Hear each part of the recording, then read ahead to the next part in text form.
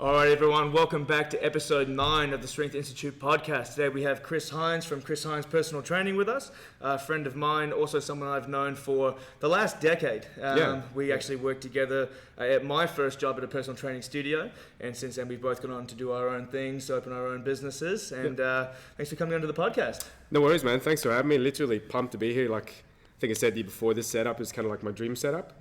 So we've known each other for about 10 years, and this is like wicked, man. It's good to see that you've kind of got to where you have, because I think we both kind of shoot from the same kind of place. You know, we both have the same cloth. Yeah, that's absolutely it. So we have very similar mindset, very similar training tactics and ethos, I guess, behind training. So this is wicked, man. It's good to see you've done so well. Oh, thanks very much, man. I appreciate it. Man. So just for people listening, can you give a bit of a brief rundown on how you got into the fitness industry and what you've been doing over the last sort of 10, 13 years of being a PT?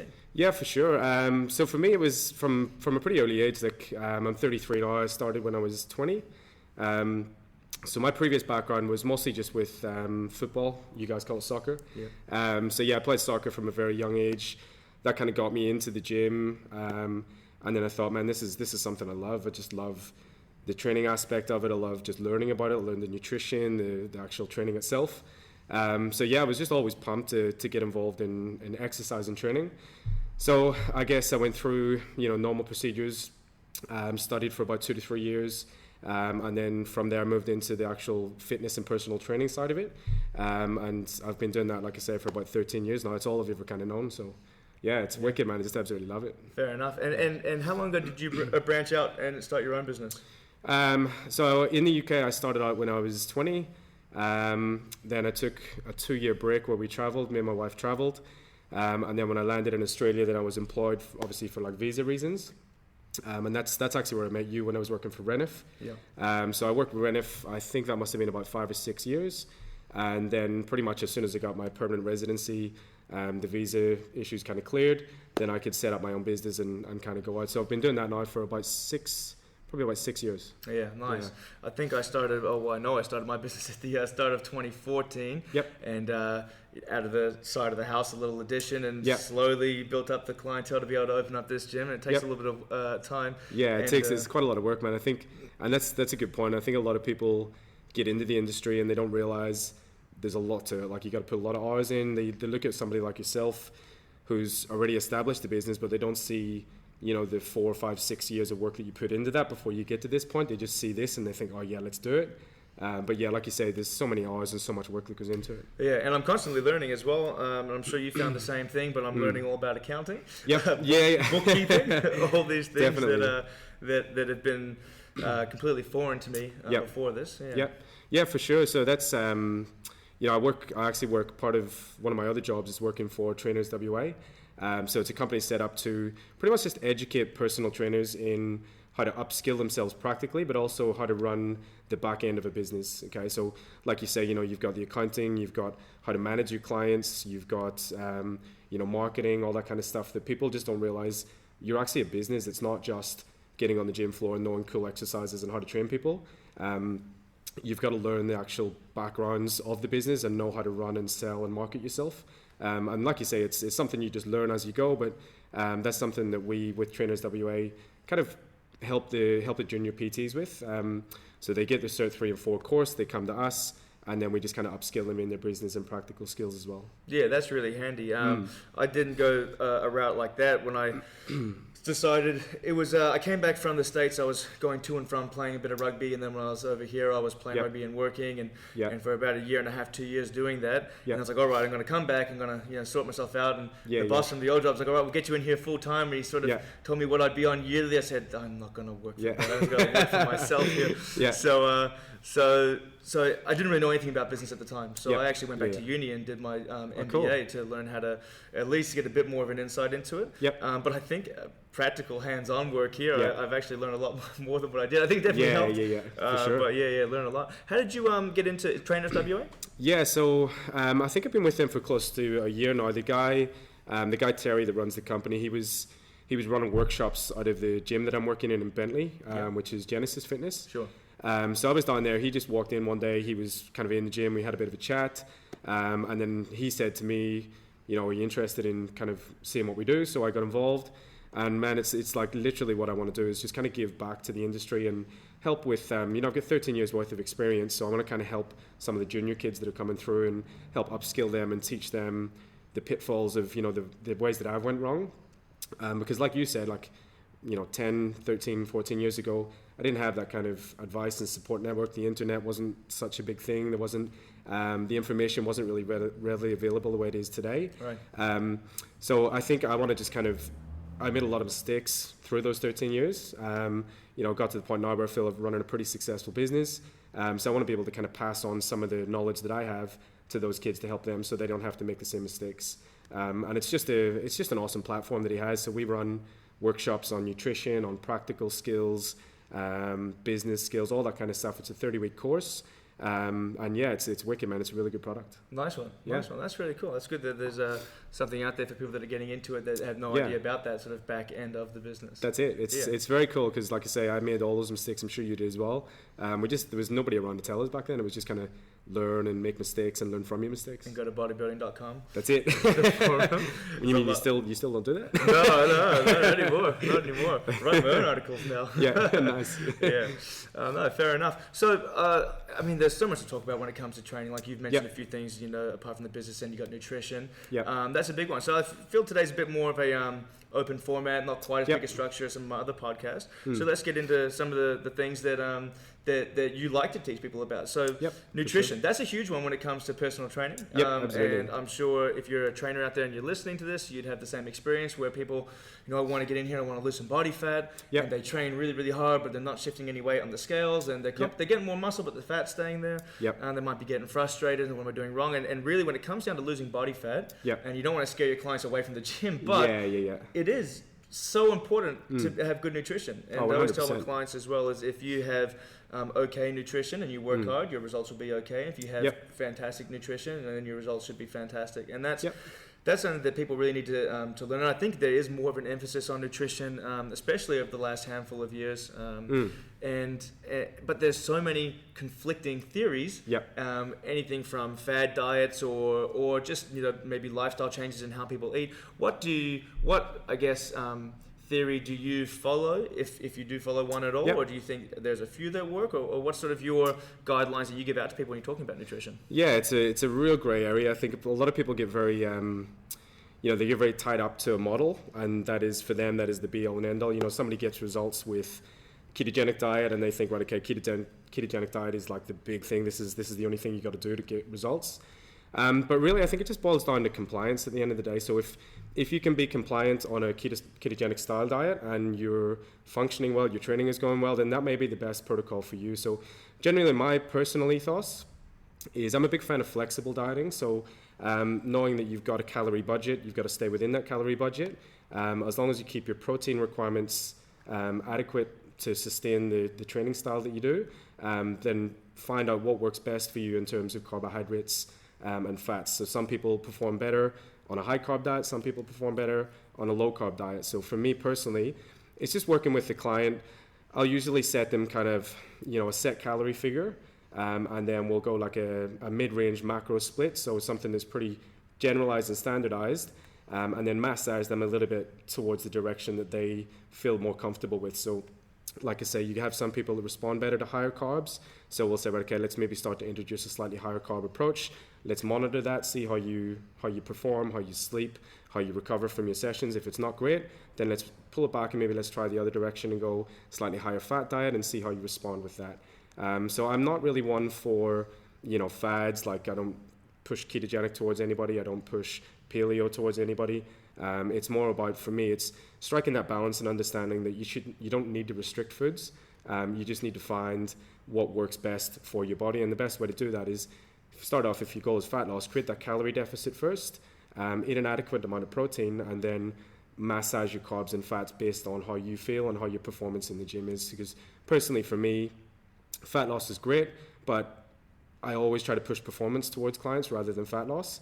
I personally feel and I'm pretty sure you're the same, if you're performing better in the gym, you're getting stronger, you're getting fitter, the results are going to come, providing you're not eating garbage. You need to control your food, of course, but my thing with most of my clients is strive for performance and let the let the physique and the weight loss happen as a result of the performance. Absolutely. Yeah. No, that's good. That's good advice. Cool. And I think you touched on it there as well with adherence, and I know I've talked about it in past podcasts and on some of the articles that I've written, is that if you don't stick to the plan, it doesn't happen. It's really all about putting in consistent work over a long period of time. That's it. Yeah, exactly. That's it. So you actually mentioned a few things there. So flexible dieting, sort of like if it fits your macros type of deal? Kind of. The whole if it fits your macros thing, I think it gets quite a bad press because donuts. And people abuse it. Like if you do it properly, then great. It's not about eating Pop-Tarts and donuts and posting it on your Instagram to justify that you can eat this. It's like having the flexibility in your diet where you should still be eating 80 to 85% whole foods. You need to get good nutrition into your body, but you don't need to restrict yourself. Okay, so you can still have a glass of wine at the weekend. You can still go out for a meal with your family. If you want to have a donut or burger or whatever, you can have that, but you just got to understand that everything has a value, and they have a high value in terms of calories. They don't really give a good nutritional return. Okay, so it's really just about making sure that you still have a very nutrient dense diet, but having the flexibility to step off the gas every now and again and have a glass of wine if you want to. Just keep it within your calorie budget, rather than being like completely restrictive and saying, right, okay, for the next 12 weeks you're not allowed to have wine, you're not allowed to have chocolate, you're not allowed to have crisps, because yourself, it never works. You can maybe do it for 4 weeks, 6 weeks, and then all you want to do is just have that one thing. So just not being restrictive, having that flexibility to say, look, I understand that I can have these things, but I've got to make sure that it's kept within check, and the 80-ish% of your diet is good, wholesome nutrition foods. Yeah, no, that's good. That's great advice. And so you're a big proponent of you want to lose body fat, it's calorie deficit based. Yeah, definitely. Yep. Yeah, for sure. So, and that's funny as well. Have you looked more into sort of the metabolic things that are going on if you were to, let's say, keep the same number of calories that you were normally eating if you're maintaining a certain weight, but maybe change the types of foods that you're having. So I've read into some things where if you are really overstressing your liver, that is meant to be running your metabolism, and you're carrying more inflammation in the body. This is where I think a lot of the things like kids are going, we're going to reduce the inflammation and everything like this, right? Can make you function at a better, you moderate your temperature better, you can burn calories easier. Have you looked into any of that sort of information, or is it just pretty strict down the line, hey, just calories in, calories out? There's definitely more to it than calories in. So you've obviously got like the thermic effects of food themselves as well. So some foods require more energy to break them down, and examples that you've given as well. I'm not overly versed in that. I know enough to get by with nutrition. I wouldn't go into that kind of rabbit hole because I don't want to try to pretend to know something I don't.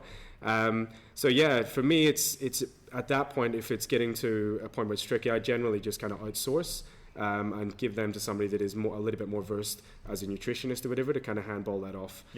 For me, it's I try to create that calorie deficit, work with them on the macro split to make sure that everything is working the way it should. If there is issues and it doesn't seem to be happening the way it should be, then at that point I would probably just refer them out to a nutritionist with a better depth of knowledge. Fair enough. Now when you're saying you want to make sure you're getting their protein requirements in, right?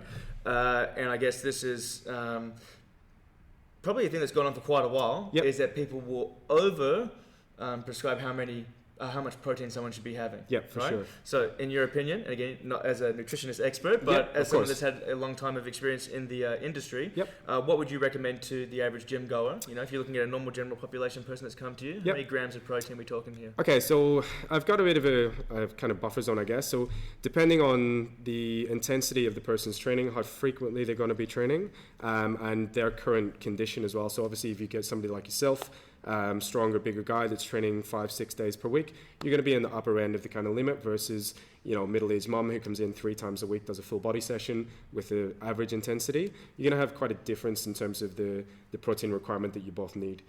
So my upper end of the limit would probably be about 2.5 grams per kilo. And the lower end of the limit would probably be down to about maybe 1.5 grams per kilo of body weight. That's generally the buffer zone. Now, I know there are studies out there to say that you can definitely go upwards of 2.5 grams per kilo without any detrimental effects. I haven't really ever seen the need to go above 2.5. I've tried it. I haven't got any more benefit from it personally. So generally 1.5 grams to 2.5 grams, or anywhere kind of in between, depending on the frequency and intensity of the actual training itself. That's it. And that's one thing that I've noticed as well when trying to get some nutrition guidelines up for clients is that if you try to push the protein too high, unless they're having just protein powder, it's really hard to do. What's going to happen is they're going to eat more meat. You're going to jack up the fats that are coming from the meat. You're going to jack up the total calorie count. And we're throwing everything out the door anyhow. So it is one that I think is. You don't need quite as much as people have thought in the past. You know, sure. To get by. And that's good. I do something similar as well. I usually will start my clients usually on the slightly lower end of the carbohydrate scale. And you said there's a scale that slides up and down. We use the same sort of thing. For sure. Try to get the protein in first, depending on how much work they're doing. And then I try to start them at the lower end, usually because if people have bad nutrition, they're used to eating a lot of sugary things, which are very high in carbohydrates, right? So they usually have a lot, and just knocking that down a bit, they might start losing quite a bit of weight pretty quickly. But then, it is performance-based. So we'll say, all right, after 2 weeks, are you hungry? Are you satiated? Do you want it? Are you craving food? Do you have enough energy to get through your workouts? Do you feel like you're recovering after your workouts? And then if they're not, then we can slowly sort of increase that back up. I wouldn't call it like a restrictive diet. We're just lowering that starting point. But I think it's very like it's like most things, man. As long as you're monitoring and tracking everything, and you've got the data there to support it, and you can say, right, okay, how does your mood feel based on the input that you've given over the last 2 weeks? Then you can say, right, okay, let's start to make whatever adjustments we need. So if you're not recovering properly, we know there's an issue. Okay, if you've got the data there, you can say, right, okay, we know that this protocol isn't good for you, so this is not what we're going to do. Let's try to shift it for 2 weeks. Let's see what kind of impact that has, and then again, you can just slowly mash that in, higher carbs, lower carbs, whatever it may be, and just go by the feedback that they give you. So tracking is, you'll know this from your training yourself, tracking is definitely one of the most important things you got to do. You got to keep notes. Nutrition, mood, sleep patterns, training, all of that kind of stuff just kind of comes together for the whole overall performance perspective of it. Because with fat loss, from a strictly fat loss point of view, performance doesn't really matter, but you've got to take into consideration people don't train just for fat loss. Right. So they train to get better at squatting, or they train to get better at fitness times, or whatever it is that their goal may be. So you've got to take the whole kind of bigger picture into it. So it's not just about strictly fat loss. So you want that person to feel good while they train so that they can improve their performance in the gym. So like you say, just monitor and track everything, and then make the adjustments as you need to. Yeah, right on. Yeah, perfect. What else do you find is really important for clients? When they first come in to see you, do you put them through some sort of screening? Do you just ask them their goals? Like, how do you start with a client? Yeah, so I think over time you learn systems, and you your business has its own procedures after a while. But for me, a huge thing is obviously the screening process. Is I do like a training screening process and then a movement screening process. So I'll never write a program for somebody until I know how they move. I think you're doing a big disservice to your client if you're just training them without knowing what their dysfunctions are, because essentially if they've got a movement dysfunction, or they can't they've got maybe an imbalance in strength somewhere, you're gonna run into a roadblock at some time in the training. So they'll get to a certain point and then they're gonna plateau because of that weakness or that movement problem that they have. So generally what I do with clients is usually like the first 3 to 4 weeks of training is more like an assessment kind of period. So they come on board, we'll run through a movement screening session first. So I'll kind of test joint by joint where their imbalances and strength and weaknesses are. And then from that position, I can kind of get a good profile of, movement capacity, I guess. So we can say, right, okay, maybe your ankle needs a little bit of work. These are the exercises over the next 6, 8, 10, 12 weeks that I want you to try to work on to improve that ankle, or to improve that knee or the hip or the back of the shoulder. So once we get that movement screening process done, at that point then I'll look at the training history and we'll say, okay, so your goal is this. What is the kind of training background that you've had? So, if it's somebody that's came from like a high volume sport like CrossFit, and they want to move into more of a powerlifting kind of style, so that they can handle quite a lot of high volume work. Okay, so you can program appropriately for that person. I guess it's just a couple of screens that I do with their training background and then the movement background, and then from that point then I can put them onto a structured program. I think you actually instigated a movement screening back at Renoff about 10 years ago. Yeah, that's right. So it's funny because it wasn't really ever done. Well, I didn't know that it wasn't done here. or definitely with Renif, and there wasn't a lot of places around Perth either at the time. But I think I came over with a qualification from the UK. It was actually an American company, NASM, I think at the time. So they took us through like a movement screening process and how to assess people's movements and what should be a passable criteria. So I brought that over to Renif, and they started running that kind of thing. I'm not sure if they still do it or not, but it gives you a better understanding of what your client's body's capable of. So, if you work with somebody and they've got like super tight hamstrings and you program them deadlifts, you're obviously asking for trouble on the lower back. So just things like that where you can take a step-by-step systematic approach to look at that client and say, these are your areas that you need to work on over the next X amount of weeks, and then these are the exercises that you need to perform as either your warm-ups or on your off days. You just need to be stretching and activating these certain muscle groups so that excuse me, so that it has a positive effect on your training when you come in that day. So there's some exercises that I just don't program for clients because they've maybe failed pretty badly on the screen. So as much as I want my clients to deadlift, as much as I want them to barbell back squat, especially Gen Pop clients, yourself when you're working with Gen Pop, you're only going to get a small percentage of your Gen Pop clients that can actually move properly if you're stuck at a desk all day, just general bad rounded posture. It's going to restrict what you can do with that person. So you need to have I feel anyway, you should have some sort of screening process in place that you can say, right, okay, you can do these exercises safely, but you can't do these exercises safely. So let's work on a protocol that allows you to eventually do all of these exercises, and then you can program that into the routine. Right. Routine. No, that's good. Yeah. I guess I do something a bit similar. I don't go through a set specific sort of movement screening. Yep. When they first come in, I'll look through sort of injury history is Yep. the big one with me, because that usually is going to give you some good insight as sure. to what might not be working right. Yep. For sure. I ask them sort of then what their goals are going to be, what they want to achieve. Yep. And then from there, we have a pretty good idea about what they want, issues that they've had before, and we can sort of plan out a program. And then as they're going through, it's pretty evident what's not working. And I think you touched on it as well. One of the big ones that I get is shoulder mobility. Yep. Where they can't get their arms back enough to grab onto the bar when they squat, and it puts them to a really weird position. That's one. Yep. Also those shoulder issues make their bench press struggle. They get shoulder pain when they bench press. Yep. Obviously, people that aren't used to being able to tip their hips back and forth struggle with deadlift, get around it back when they deadlift. So there are some pretty key ones. I guess a bit more for my clients that are a bit more strength focused. I like to put them through sort of the big four, right? We have our squat, bench, deadlift, and then I like to put them through an overhead press as well. And cool. That you can sort of see that sort of shoulder health and shoulder strength and mobility as well. And it's amazing how many times people don't actually have anything wrong with them, especially the ones that are coming from athletic backgrounds and they just want to get a lot stronger. Like I just can't, I can't hit depth in my squat, and usually it's more of a movement, kinetic chain issue. They're not doing something in the right order, and then they can't get down. I'm sure you see that all the time as well. People, if they're trying to squat without getting the hips back at all, if they don't have that good mobility in the ankles, they just can't get the knees any further forward, and they sort of stuck there in the ether of their squat. For sure. So I like to sort of get people to go through as they would, and then correct and coach, and then and that's quite good, because then they see how they would do it normally. I'm not just telling them to do different things, and then we sort of correct it as they're going per lift, and they can actually see the difference. I'm getting down 30 centimeters low. I'm going all the way down to the ground now. So that's a good visual thing for them to actually experience as well. Cool. I think one of the things that I like to do with clients, and even if I get somebody that's already a powerlifter and they just want kind of programming and a little bit of technique tweaks, I'll always strip everything right back to start off with. So I'll always start at the most regressed version of the exercise. And for them, they'll obviously skim through it real quick, because if they're used to barbell squatting, we'll start with literally a bodyweight squat. I'll just assess how that looks. And I'll just say to them, look, I just want to see how you warm up. But really, that warm up is just me kind of assessing where their movement is. So they jump in, they do a couple of bodyweight squats. I'll have a look at it and say, okay, great. If that passes, I'll say, right, okay, let's add a goblet squat into it. This is the second part of the warm up.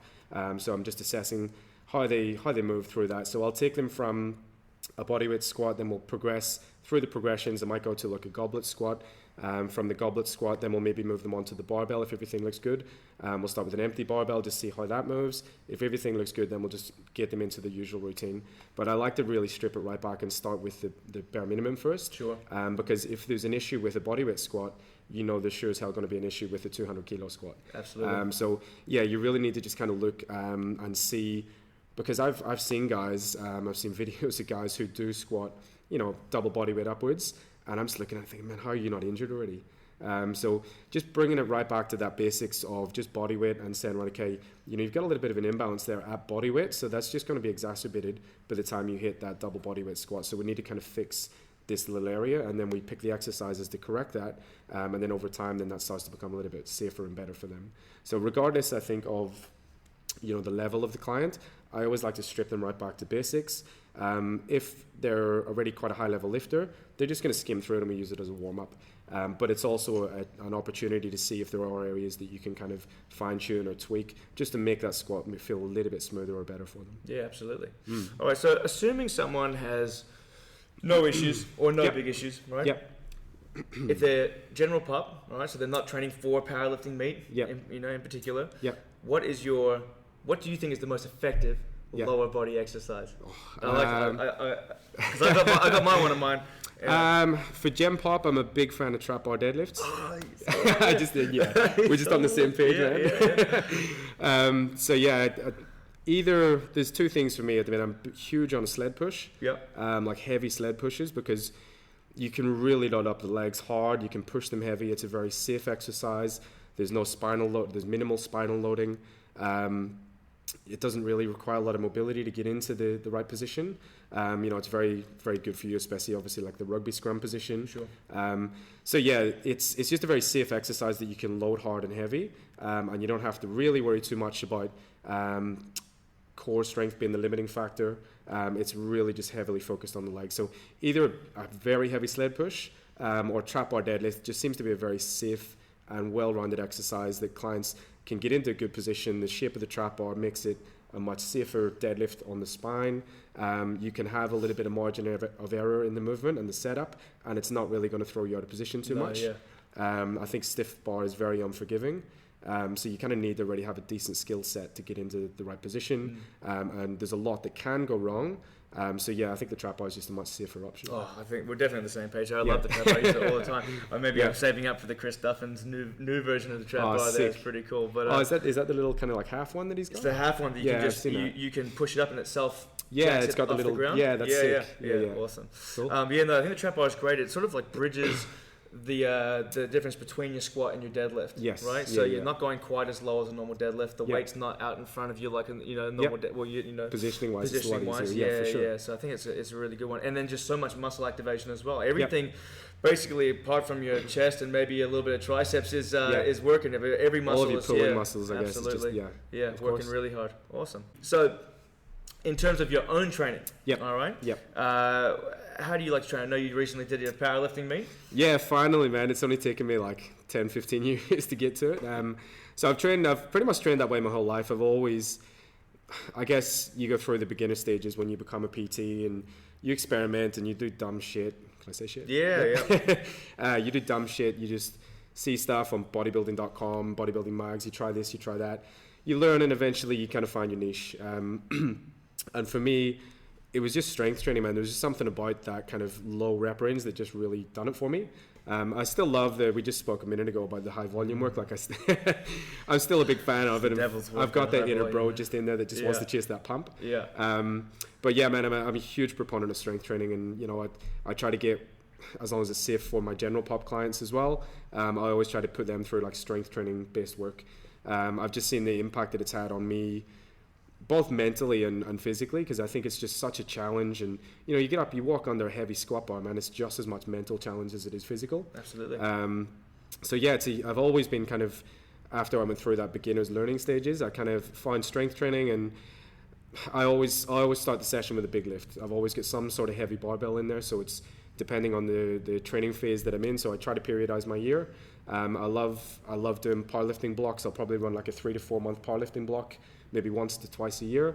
But I find by the end of that, my body just feels pretty beat up. I just finished that powerlifting meet at Richie's there about a month or two ago. So I'm kind of back into more high volume stuff at the minute, which is good fun. I'm not sure how much fun it is, but yeah, always barbell work. I've always been a massive fan of squat, deadlift, bench, just your traditional kind of old school style training. And every now and again, I'll throw in some bro work. I'll do a bit of arms, a bit of shoulders, because I think it's important as well. A lot of, just from working and seeing a lot of powerlifters train out of the gym that I work in, they're very specialized, and that's great, but you've got to remember that you still need that foundation of structural balance. If you don't have that structural balance, you're going to, like I say, you're going to hit that plateau at some point, and you're going to be let down by either core strength, maybe shoulder stability, hip strength, those muscles that aren't really isolated or targeted as well with the barbell. You still need to be throwing in some of that, quote unquote bro work, because it definitely has a massive carryover into your lifts. So I think it's important to still do the bro work, but the bread and butter of your program should generally always be some just real heavy, solid barbell traditional work. Yeah, no, I agree with that for the most part. I think instead of just having to do bro work though as well, having a bit of a background through strongman. I tell you what, try putting a log overhead if you have poor shoulder stability. It's not going to happen. It's not going to happen. Yeah, so for sure. I think you didn't hit the nail on the head. Whereas if you are only training really specialized, you miss out. Not all your stabilizing muscles are working. Not all of you might not have. People say functional strength all the time, which is kind of an annoying term. But for sure. You might not have that strength. I think that why strongman training is so good is because it's about picking up heavy weights and moving with them, or trying to pick up heavy weights in an awkward position or a compromised position, and still do it safely. But that is a real sort of strength that is unmatched when it comes to a static lift. I think, in my opinion, 100%. Yeah, I totally agree with you on that as well. Like, that's one thing that is missing from a lot of, like you say, barbell programs. It's you're just fixed in one plane. That's it. So as soon as you add lateral movement or rotation or anything that isn't in that kind of straightforward plane, that's when you've got to get the challenge of stability and flexibility as well. Coming from the strongman side of things, that makes 100% sense. Yeah, for sure. No. Have you ever put a heavy yoke on the shoulders and gone for a walk? I have. We've got a yoke down at Genesis. Man, it's fucking tough. It's good. They're heavy. They're good. What about in terms of? All right, not talking about strongman. I'm not sure what the full setup is like at Genesis. Do you have a lot of sort of fun toys that you can play with to break up the monotony of training? So bands, chains. Yeah, like my home setup, I've got some chains, some bands, some real heavy ass dead balls. I had a trap bar as well, just to do some heavy farmers carries. We've got farmers carry handles at the gym in Genesis as well, and some yokes. Like for me, that's cardio. Like traditional cardio of treadmill, bike, rowing machine. I'd rather bang my head against this table. So for me, cardio is, you gotta have fun, man. It's gotta be something that you enjoy doing as well. Because it is an important part. Cardio can help your high volume work and your overall work capacity. So there is a time and a place for it. And I think, have fun when you do it. Either go and play a sport, or have fun with some like heavy dead balls or heavy Atlas stones if you got access to them. I do a lot of chain work. I just like having a bit of fun every now and again. But obviously that's more in the earlier stages of the programming where the variety can be there. If you're programming for like a powerlifting meet or something, and the specificity needs to be quite high towards the back end of the program, I don't really do as much of that kind of stuff. But definitely in the early stages, I'm a big fan of the safety squat bar because my shoulders get pretty tight with low bar squatting. Rotator cuff work? Or? Just internal rotation, very tight for pecs. So I tend to find if I try to do, the limit I can do is 2 low bar sessions a week. If I do any more than that, then I find I get a bit of tendonitis. Whereas I can throw in a third session if it's a safety squat bar. So I'm a huge fan of using safety squat bar as well.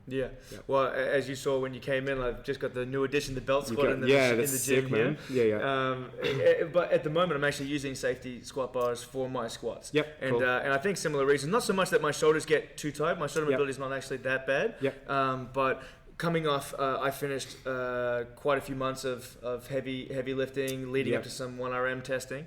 And like I mentioned, I'm into the volume blocks now, which is new territory for me. It's the worst. I get to rep 6 and then they just stick like glue. It's done. But you got to keep pushing through to 10 or 12. It's like, oh my god. I love that. Man. I love that. I don't know. That's where we differ. But it's been good. And I do feel like my capacity for work is really increasing. And I'm really hoping that's going to carry over nicely when I get back into the next strength block. But I took a big step away from all of my standard big 3 lifts. So basically the squat I turned into a safety bar squat. So it's still very similar movement. It's a little different doing the movement because the weight is distributed differently. It's a bit more like a high bar as well. Exactly. You low bar normally? It depends on if I'm going for a max, Yep. parallel squat. I'll low. Low It's bar. not even low. Yeah, okay. I'm sort of like middle, but halfway between high and Yeah, low. yeah, yeah. I Yeah. definitely don't go into the really really deep position. Yep. I just find that it forces me just too far forward. Yep. I like to have it sort of more of a moderate Yep. position. I changed my normal deadlifts over for trap bar deadlifts. Yep. And bench, I'm just throwing a lot of variations into bench. So we are still doing a standard bench, but we're also doing a lot of dumbbell work. Getting the Swiss bar out, and then doing some fun variations like the chains. Bands, It's important as well, slingshots. man. Like, specificity is great when you're training for a goal. Yep. But when you just come out of the back end of something like you did or like I did, it's so nice to just have that variety back into your training, because it gets exciting again. It's doing things that you haven't done for a while. So mentally, the mental stimulation side of thing is good, and also like we talked about as well, the actual physical benefits you get from it as well, from just changing the movements into variations. You're just challenging yourself in new ways to spark off a little bit of new growth. So I think it's definitely important, and yeah, like I say, mostly the mental aspect is just fun to do. Yeah, absolutely. One of the things that I like to sort of try to incorporate are a few more fun variations. Yep. And particularly if someone's not going for a Specific I angle. need to get this bench press at this competition. Yeah. Let's have some fun with it. And I actually have one client, and he'll know who he is if he's lifting, but his goal was to hit a 100 kilo bench press. Yep. All right. And we started a fair bit under the 100 kilo mark, right? Yep. So, all right, 100 kilo, any middle-aged guy as well. Yep. So not in the peak of his, hormone levels and everything like that, but but still plenty of room for improvement. And we were getting closer and closer and closer, and we were at it for probably about a year and a half, and we finally got there. And he's like, all right, next goal, 110. I said, that's great. Yeah. Put that in the back pocket. We're going to get the 110, but before that, I'm going to give you 8 weeks. We're not touching that bench press. If you use it, he's like, no, but I really want to lose it. You're not going to lose it. We're going to do dumbbells. We're going to do Swiss bar. We're going to do some fun variations, and and just try to give you bench press without giving you bench press. Yeah, absolutely. Yeah. One thing that I've been using a lot of is accommodating resistance recently. Really enjoying it, and I think it has so many benefits, and I don't know how much work you've done with it. For people listening, accommodating resistance, you can do it in a lot of different ways. You can set it up with chains, with bands, things like the slingshot when you're bench pressing. But essentially, you're changing the weight of whatever you're lifting during the movement of the lift. So if chains, for an example, if you're, just imagine you're squatting, and as you squat towards the ground, the chains bundle up on the floor. So however heavy your chains are, in the case here, I have two 40 kilo strands for my squats. When you're down at the bottom, you're at about 80 kilos less than you are when you're standing. For sure. Absolutely. And people ask, well, what's the point of doing that? And a few reasons, a few points. So I guess the three big ones, or a handful of the big ones are, a lot of times when you're lifting, you can sort of coast through on the back end of your lift. If you get through that sticking point at the bottom, the top is usually pretty easy. When you're doing accommodating resistance, generally, as you're standing up or as you're locking out your bench press, more and more weights lifting up. So you have to actively drive. You can't stop that movement. So you gain that good rate of force development. Another thing is that you are getting your body used to handling just a huge amount of a weight that's a lot higher than what you generally would have on your shoulders. Because you can get out of that tougher bottom position. So let's say you can squat 100 kilos. When we're down at the ground, you might only have 60 kilos on the back, but when you're standing up, now you have 140 kilos on the back. And if you want to overload your muscles, as long as you've got the stability to be able to support that weight, it's a fantastic way to do it. So, and it's fun. There's nothing like doing a squat with 80 kilos with the chains hanging up. It looks cool. It looks really cool. It looks cool, and I think it's a really good way to get that rate of force development and just mix things up a little bit. For sure. Any fun things that you like to implement in your training or with clients? Very similar. So I've in my home setup. Not so much with clients. I do if I've got a client that's quite specialized, so they're maybe a powerlifter. With Gen Pop, I tend to find you don't really need to do it as much. It is a bit of fun, but especially at home, I've got a similar kind of setup with bands and chains. So I've got about 50 kgs worth of chains. I love it exactly for the same reasons that you said. It takes advantage of that strength curve. So when you get stronger, you can actually take advantage of that strength and then push harder through that. Or you can work on developing weak points as well, depending on the setup that you've got. Sure. But I think one thing just to mention on it as well is it does have its drawbacks. Like neurally, it's very taxing. So just obviously because if you're, like you say, your 1 rep max is 100 kgs, all of a sudden you're squatting 140 kgs at a certain point in the range, just your nervous system is going to be shot. So I think just using it sparingly and use it in, programming it intelligently is very important as well. So not, excuse me, not coming in and doing like 3 sessions a week with heavy chains. Oh or yeah, heavy no, bands. absolutely not. Like, Yeah, once a week. Yeah, that's it. Tough, You gotta. yeah. So yeah, nervous system wise, it's very taxing, but it's like you said, it's a great tool. And if you've got somebody that's got the experience that can handle it, it's just good fun, man. Like you said, it's who doesn't like squatting with like chains on the side of the bar? It looks badass. That's right. It looks very cool. Yeah. It looks very cool. And if you like the idea of trying this accommodating resistance, one thing that you have to do is still program in a lift where you're lifting heavy at the bottom. So if you were doing you're doing chain bench press and you're like, I don't understand why I'm not improving. I'm doing this chain bench press where I'm holding 20% more than my max at the top every time. Remember, you're holding 20% less than your max at the bottom. And if you never train off the chest, then you're going to have issues getting that movement started. For sure. So again, that's part about just training smart. So play around with the exercises. But if you're going to do something like that, make sure you're still working on what you're negating during that lift. For sure.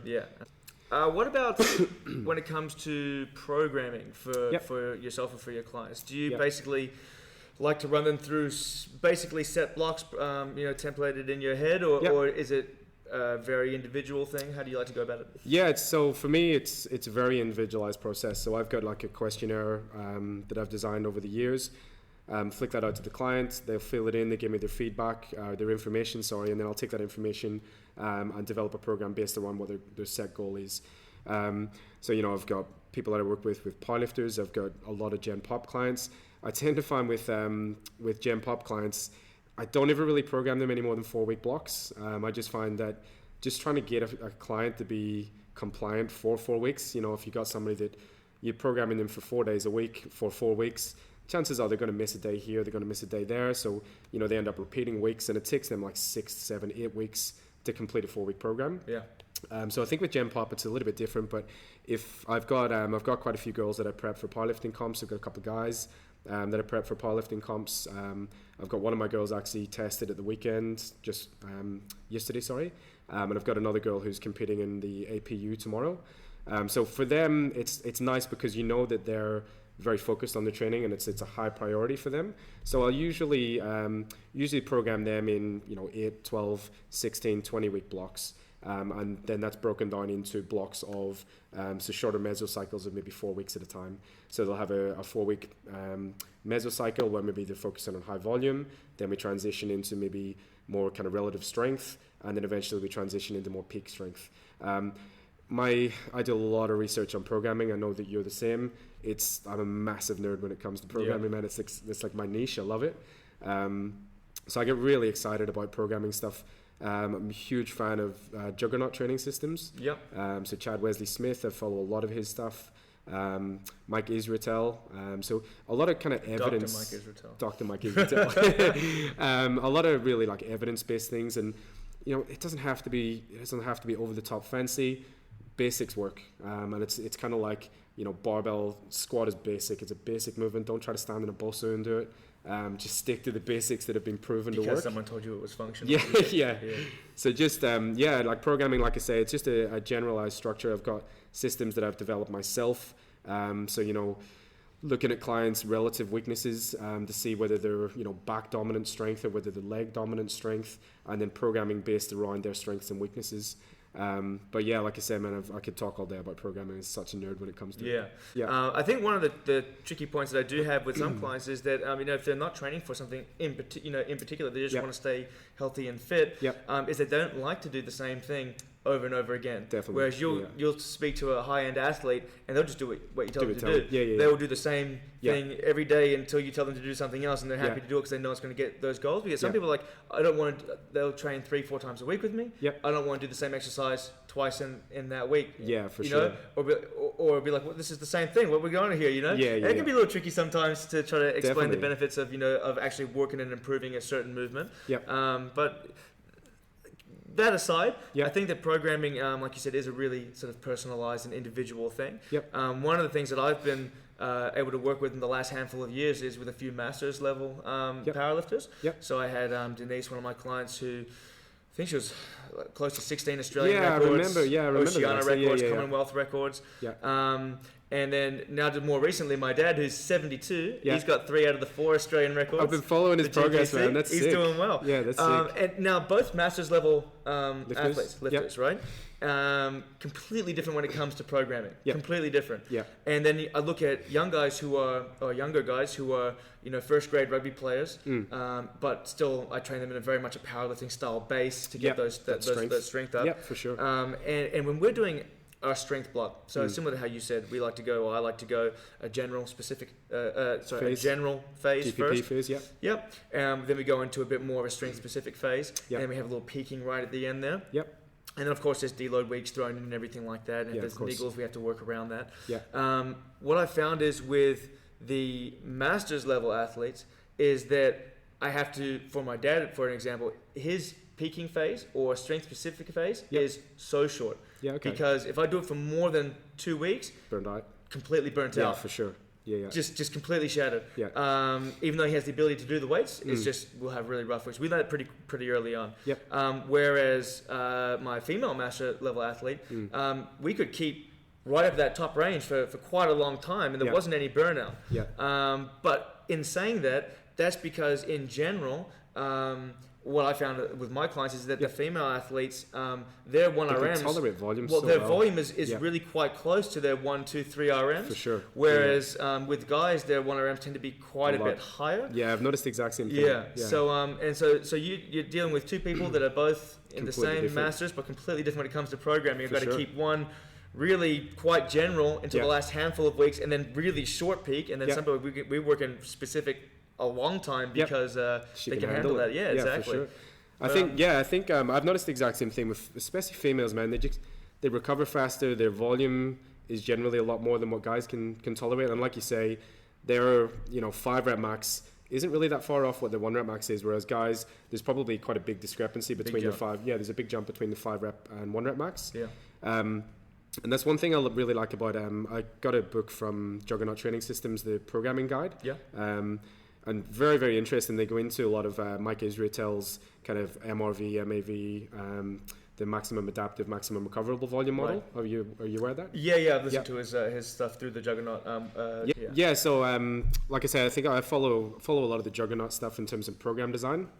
So yeah, their model is you completely assess your athlete and their training background. So you look at their quality of nutrition, their quality of sleep, their actual training background itself, their age, whether it's male or female, because the variables are quite different. So like you say, if you've got a 110 kilo male lifter versus a 55 kg female lifter, the amount of volume that they can tolerate is going to be very different. So if you get a 110 kg male lifter that's squatting 200 and double body weight for reps, that's a lot of tax on the nervous system. Whereas if you've got a 55 kg female lifter that's maybe lifting the same percentage of weight, it's not going to be as taxing. They generally tend to recover a lot faster. Yeah. So I think that speaks volumes, exactly like you were saying about your dad and the girl that you trained.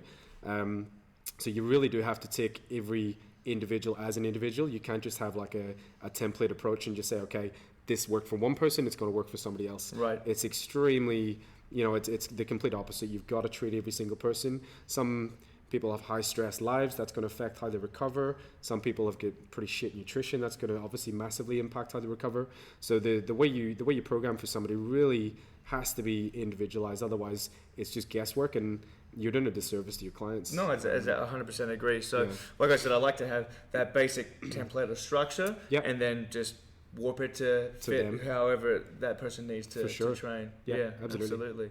Yeah, Absolutely. I think it's a huge part. Variables, excuse me. Variables in lift are a huge part of building weak points. So I was actually on the Juggernaut program for a while. I don't know if you've seen, they've got like an artificial intelligence model that they've released. One of my clients is on, yeah. It's wicked, man. Week by week. So I ran that as my comp prep. I just thought, I usually program for myself, and I just thought, this time I just want to kind of not have to think about it, just come into the gym and do it. I saw that they had this program, and I was like, looked interesting. But yeah, one of the main things they do is they take, and this is something that I learned from my programming as well, they take your lifts, and they assess at what point of the lift that you're weak, and then obviously your assistance exercises are based around your weak points. So exactly like you say, if you're doing heavy at the top end of the rep, you want to make sure you're still hitting like maybe pause reps at the bottom to build rack press or something like that. Yeah, exactly, just to build that bottom end strength too. Yeah, fair enough. Yeah. Perfect. Cool. So goals for you. The next 10 to 13 years. Yeah. Until we do the next podcast. What's the plans? Oh man, I don't know. I've just recently employed a member of staff. So he's coming through like an apprenticeship model for the next 12 months. I don't really know, man. I gotta set myself some goals. So I reckon I'll get into the more teaching side of things once I get to the point where I'm over the 5:30 a.m. starts. 5:30. Yeah. Wait till my time. You start at 4:45 3 days a week. Yeah, man, that's early. Yeah. So I think 10 plus years worth of 5:30 starts to become a bit of a grind. But yeah, like at the minute, I'm teaching for the Trainers WA. We run workshops pretty much all around Perth. I love that, man. It's really exciting, and it's just good fun to get out there and run workshops and seminars, and it keeps me on my toes as well because it makes me research more. So then my knowledge starts to become even greater because I'm putting more time into the educational side of it from my perspective. I think that's the same with everything. When I started coaching rugby, Yep. my own game changed because you have to think about it from a different aspect. Absolutely. Yeah. So I reckon that's probably the side that I'll eventually go down. But at the minute, like I said, this apprenticeship that I've got with this guy Tom that's just started to work for me, he's killing it at the minute.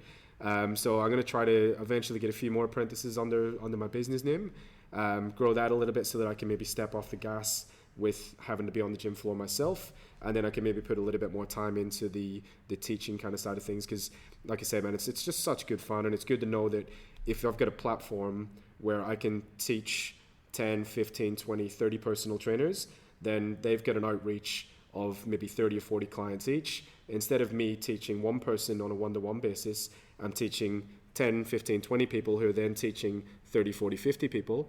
So that information and that knowledge is getting shared, and hopefully that'll create a bit of a better industry standard, because you know yourself, the industry, it's not, I don't know how do I put this properly. It's good at pumping out people. Yeah, it's good at pumping out PTs, but the quality of PTs out there can be very shoddy at times, and there's no regulations, there's nobody that oversees it, and you know, general pop clients don't know any better. They go to this personal trainer. The personal trainer done an 8-week or 12-week course. They don't have much of a background. They're giving them bullshit information. So that's where I like to come in and say, look, this is what has been proven to work. This is science-based. This is, we've got evidence to say that this works. Try this. And then they can take that to their clients. And like I say, it's lifting the standard of the industry. Fantastic. Yeah, that's for sure. great. Cool. Awesome. Well, look, Chris, thanks very much for coming on. I appreciate No worries. it. It's been a good catching up with you Thanks, as well. Man. It was good to get you Excellent. here. Cool. Thanks very much. Awesome.